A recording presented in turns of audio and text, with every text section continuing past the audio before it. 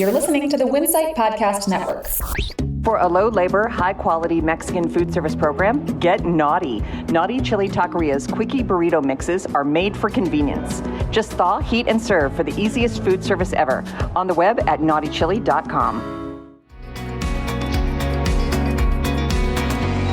Private label sales continue to surge, and independent C-store retailer has sold his stores, and Walgreens is purchasing dozens of one grocer's pharmacies. Welcome to Retail Daily, your quick look at the top headlines from CSP Daily News and Winsight Grocery Business. I'm Heather Lally, Editor-in-Chief of WGB. And I'm Steve Holtz, Editor-in-Chief at CSP. Even as food prices moderate a bit, private label brands are continuing their inflation-fueled trajectory. Dollar sales of store brands increased 8.2% during the first half of 2023, outpacing national brand sales gains of 5.1% during the period ended June 18th. That's according to data released Monday by data firm Circana. The figures are even more impressive on a two-year basis. Compared to the first 6 months of 2021, private label sales are up 16%, or about $17 billion. Independent convenience store retailer Anthony Perrine has sold both Lou Perrine's gas and grocery locations in Kenosha, Wisconsin, to an undisclosed investment firm based in Indianapolis. The retailer announced the sale in a Facebook post. The two stores closed today after 68 years at the original location and just over a year at a second location. Less than 2 weeks after announcing plans to shut down 150 of its U.S. locations, Walgreens has reached an agreement with Brookshire Grocery Company to purchase 120 of the grocer's pharmacies in Texas, Louisiana, and Arkansas. The Tyler, Texas-based grocer said the vast majority of its in-store pharmacies will be converted into Walgreens pharmacies. Brookshire operates more than 205 stores in Texas, Louisiana, Arkansas, and Oklahoma.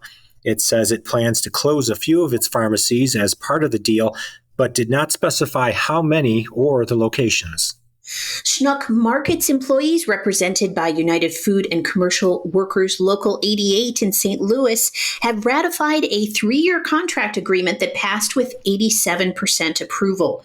The specific terms of the agreement were not disclosed, but UFCW Local 88 President Dan Telly tells Winsight Grocery Business that the company and the union were able to resolve major issues, such as increased pay and a company contribution to the Employee Health and Welfare Fund.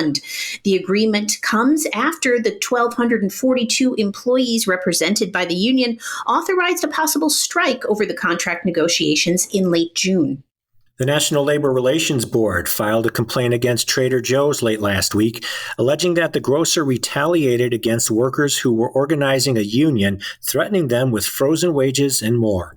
The complaint, filed by NLRB prosecutors on Friday, centers on activities last year at the Trader Joe's store in Hadley, Massachusetts. Trader Joe's must file a response to the complaint by July 21st. A hearing on the matter has been scheduled for October 17th in Hartford, Connecticut. E.G. America named its second interim president since George Fournier took a step back last fall on health grounds. Nick Unkovic has taken on the role after 5 years as chief legal and administrative officer. Unkovic replaces Carolyn Tadelbaum, the former CFO for E.G. America, who initially stepped in for Fournier during his illness in October. She has since left the company.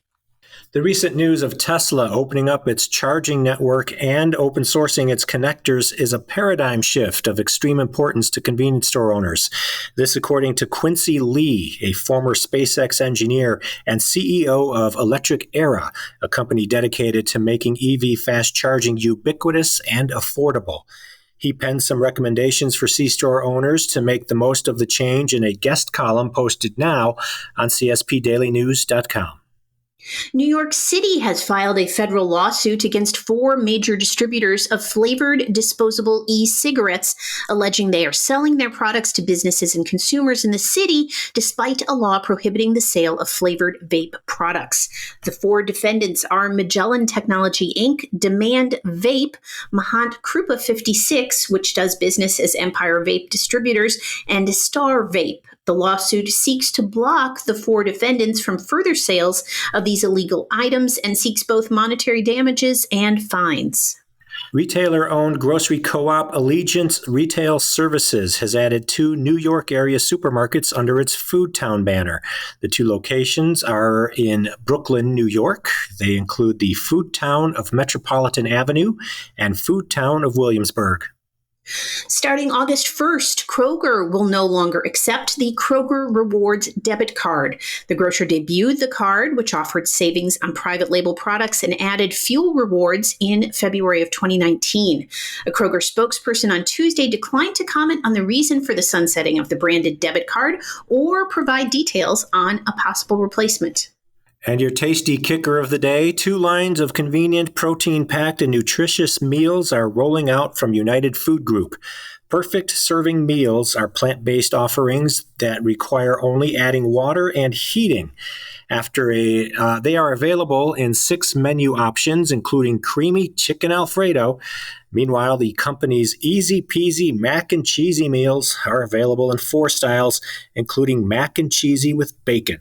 Both lines may be prepared in the microwave. Easy peasy. And that will do it for today's episode of Retail Daily. Subscribe on Apple Podcasts, Spotify, and more for your daily dose of retail news. For more on these stories, visit CSP Daily News or WinsightGroceryBusiness.com. I'm Heather Lally. And I'm Steve Holtz. Have a great day.